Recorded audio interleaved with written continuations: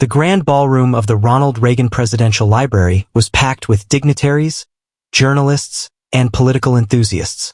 The event was a celebration of American leadership through the ages, a forum meant to discuss the impact of past and present U.S. presidents. But despite the presence of former leaders, senators, and business moguls, all eyes were fixed on one young man, Barron Trump. The world had rarely heard him speak. He had remained mostly in the shadows of his father's presidency, avoiding the spotlight that often engulfed the Trump family. But tonight, that was about to change. The 19-year-old stood tall behind the polished wooden podium, his striking resemblance to his father undeniable. Yet, his demeanor carried a quiet confidence, something different, something that would soon leave the world speechless. As the murmurs in the crowd settled, Barron took a deep breath, adjusted the microphone, and began. For years, I have watched my father lead. I have seen him rise, fall, be praised, be attacked. But through it all, I have learned one undeniable truth. Leadership is not about power. It is about conviction. The room grew silent. Even the most skeptical journalists found themselves leaning in. This was not the voice of a reluctant speaker, but of a young man who had something to say. Something profound. Barron's speech began with a story few had heard. He spoke about his early years in the White House, a childhood different from any other. Imagine growing up where every meal is discussed by the media, where every step outside is monitored, where your father is either loved like a savior or hated like a villain. That was my reality. He recalled how, as a boy, he would wake up in the Lincoln bedroom on days when his father was away for meetings. How he would stare at the ceiling, wondering what it meant to be the son of the most powerful man in the world. I remember asking my father one night, "Why do people either love you or hate you so much?" He smiled and said, "Because I stand for something, Barron. And when you stand for something, the world will always have an opinion about you." That statement, Barron explained, stayed with him for years. I didn't fully understand what he meant back then, but today I do. And I want to share with you what I have learned about my father. Not the man you see on television, not the businessman, not the politician, but the father, the human being, the leader. Barron then shared a deeply personal story, one that had never been made public. A moment that defined his understanding of his father's character. It was November 3rd, 2020, election night. Barron was just 14 years old, and he had spent most of the evening in the White House residence with his mother, Melania Trump. The tension in the air was thick. Half the country was rooting for his father to win, while the other half was desperate to see him defeated. When the results began shifting, showing a loss, Barron recalled stepping into the Oval Office where his father sat alone, staring at the television screen. The room was dimly lit, and for the first time, Barron saw something he had never seen before in his father: uncertainty. I was just a kid, but I could sense something. My father wasn't angry. He wasn't shouting like the media would later claim. He was quiet, deep in thought. Barron had expected his father to lash out, to react in the way he had seen on television debates.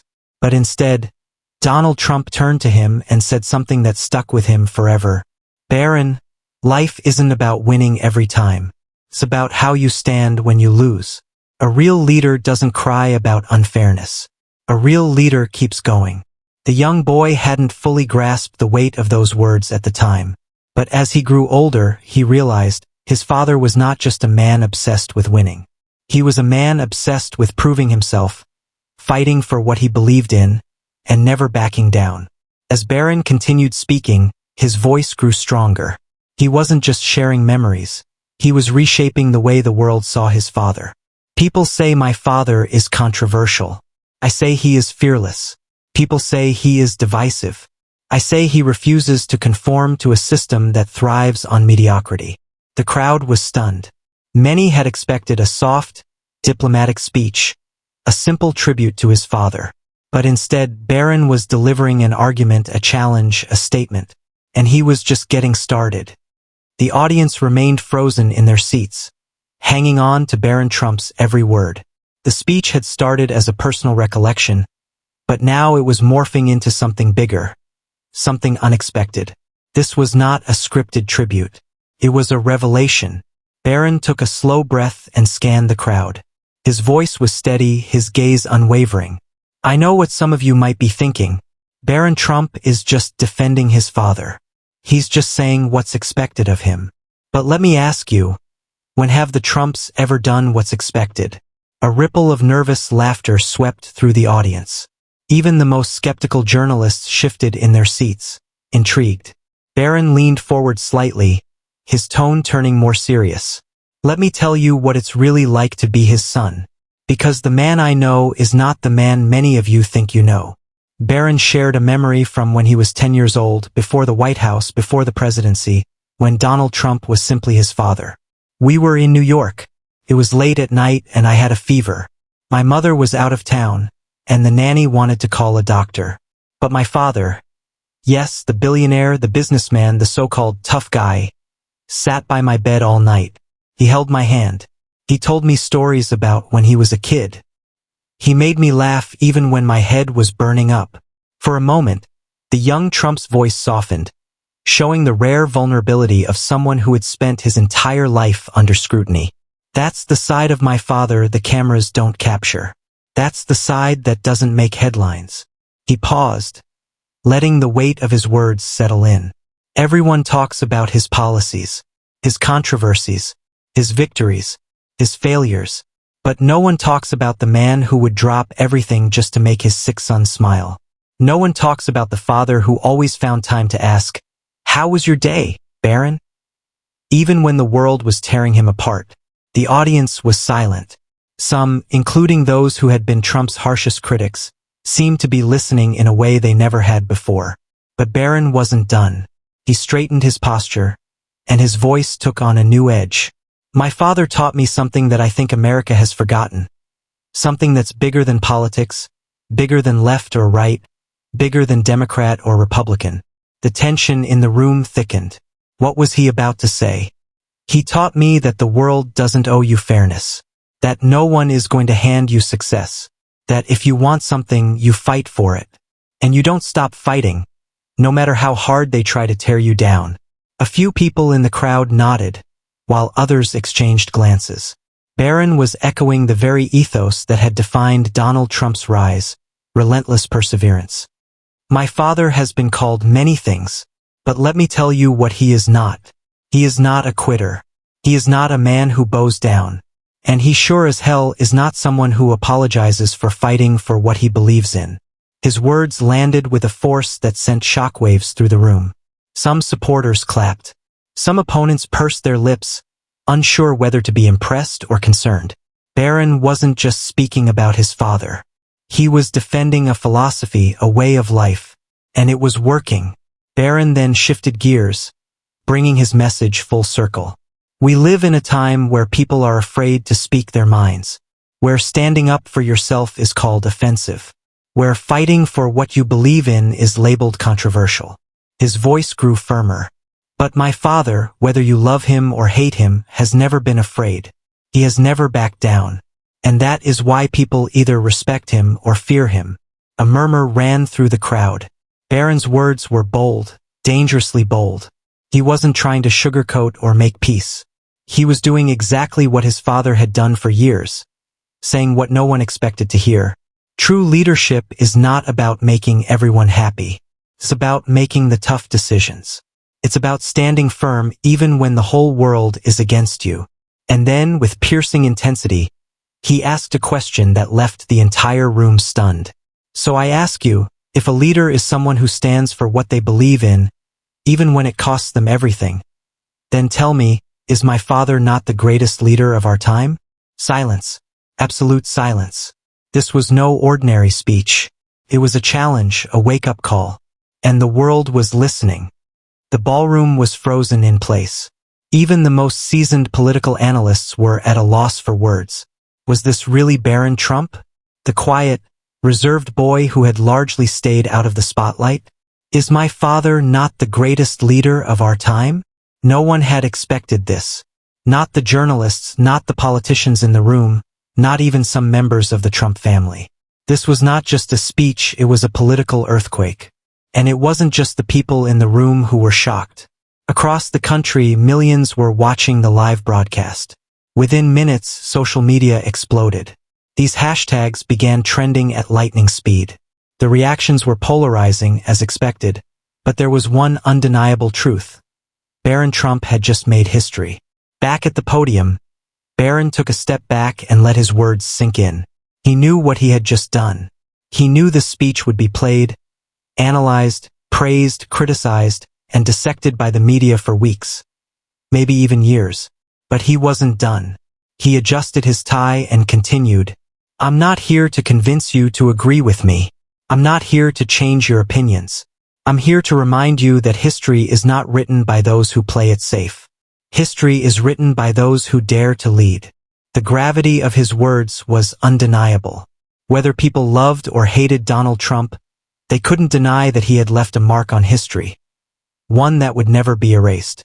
Barron looked directly at the cameras now, as if speaking not just to the audience in the room, but to the entire country. "Many of you spent years criticizing my father, calling him every name in the book. But here's something you can't deny: he never gave up. He never ran from a fight. He stood tall, even when the world tried to tear him down. He took a step forward, his voice unwavering. So I ask you, what do we value in a leader? Someone who pleases everyone? Or someone who stands unshaken, even in the face of the impossible?" The question sent another ripple through the room.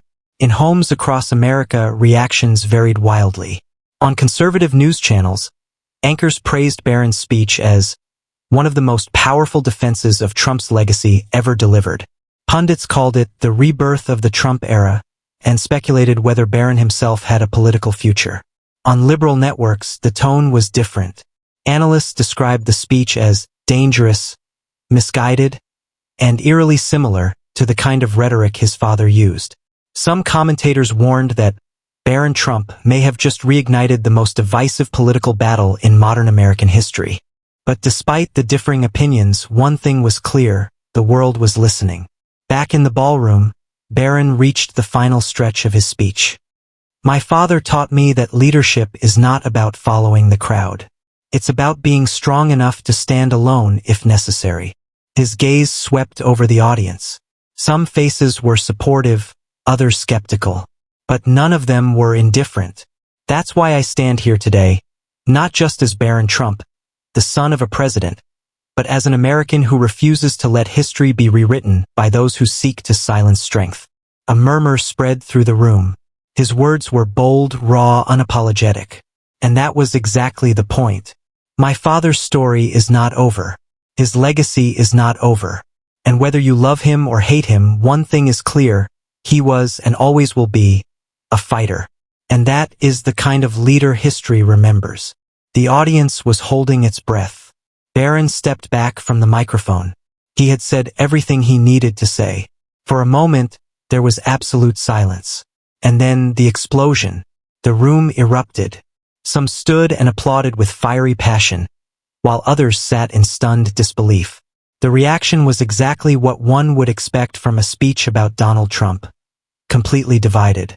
But as the applause and murmurs clashed, one thing was certain: Barron Trump had just rewritten his own legacy. The chaos inside the ballroom spilled into the streets. Journalists scrambled to file their reports. Networks aired heated debates, and social media turned into a battleground of opinions. Some hailed Barron Trump as a visionary, a young leader emerging from his father's shadow. Others warned that he had just fanned the flames of division, ensuring that the Trump legacy would dominate the country's future, for better or worse. Within hours, the White House press secretary was cornered by reporters demanding a response. Did President Trump know Barron was going to deliver such a speech? Was this planned as part of his administration's strategy? Will Barron Trump have an official political role moving forward? The press secretary dodged the questions with vague answers, but the truth was evident. Nobody had expected this. Even inside the Trump family, reactions were mixed.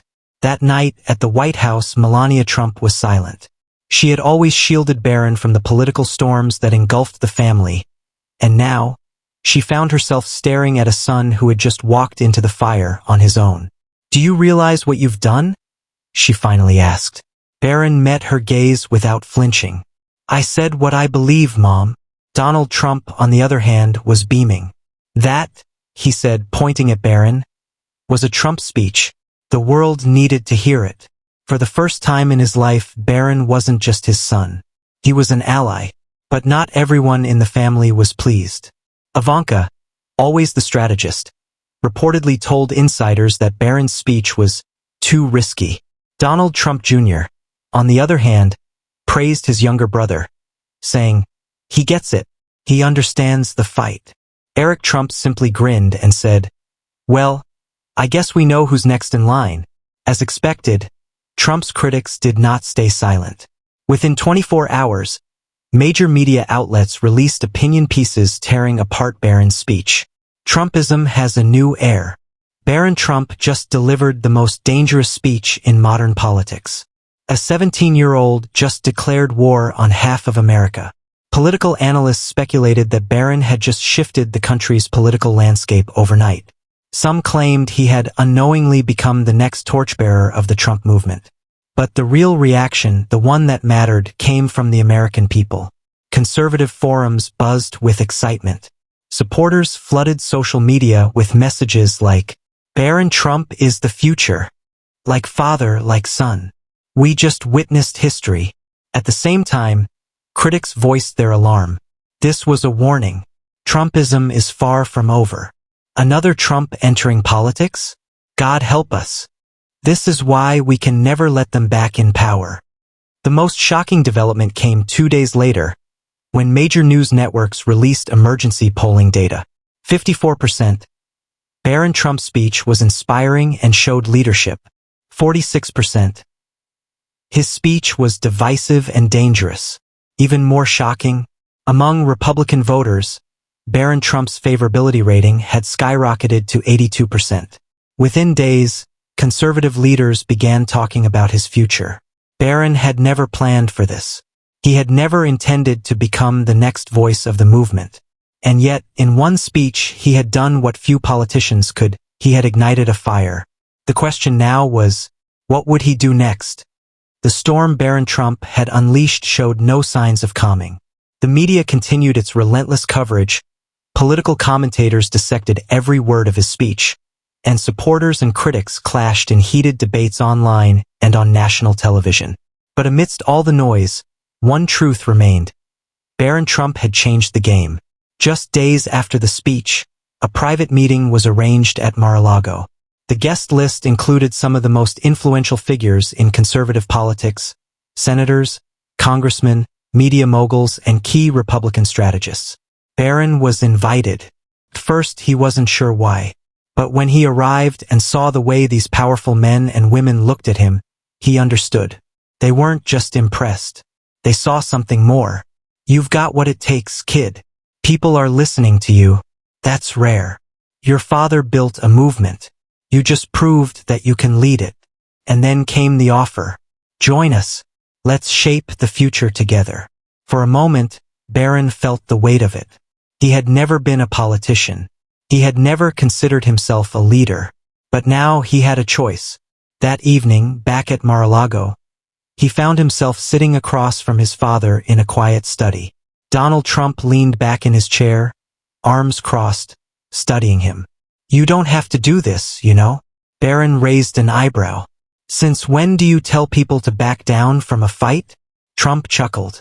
"I'm just saying, this life isn't easy. You saw what they did to me. They'll do the same to you. Worse even." Barron nodded. He had seen it firsthand. The attacks, the criticism, the relentless pressure of the political world. "But you didn't back down," Barron said. Trump smirked. "No, I didn't." There was a long silence between them. And then, Donald Trump leaned forward, his expression serious. "The question is, do you want this?" Barron took a deep breath. He thought about everything, the speech, the reactions, the movement his father had built, and the way people had responded to his words. "I don't know yet," he admitted. Trump nodded. "Then take your time. But when you decide, make sure you go all in." In the weeks that followed, speculation ran wild. Political analysts debated whether Barron Trump would step into the political arena. Some dismissed the idea, saying he was too young and inexperienced. Others believed he was already on his way to becoming the next major force in conservative politics. Rumors of a public statement from Barron began circulating. Would he declare his intentions? Would he embrace the role that so many were pushing onto him? And then he finally spoke. At an event attended by thousands of supporters, Barron took the stage. The world held its breath. I want to thank everyone who has reached out, supported me, and encouraged me after my speech. It means more than I can express. I've been asked a lot of questions about my future. Let me be clear. I'm not making any political decisions today. There was a collective sigh from both his supporters and critics. But I will say this, I believe in leadership that stands strong. I believe in defending truth, history, and the values that make this country great. And I promise you this, you haven't heard the last from me. The crowd erupted. As Barron walked off the stage, he knew one thing for certain. His father's story may have been written, but his own was just beginning. And the world would be watching.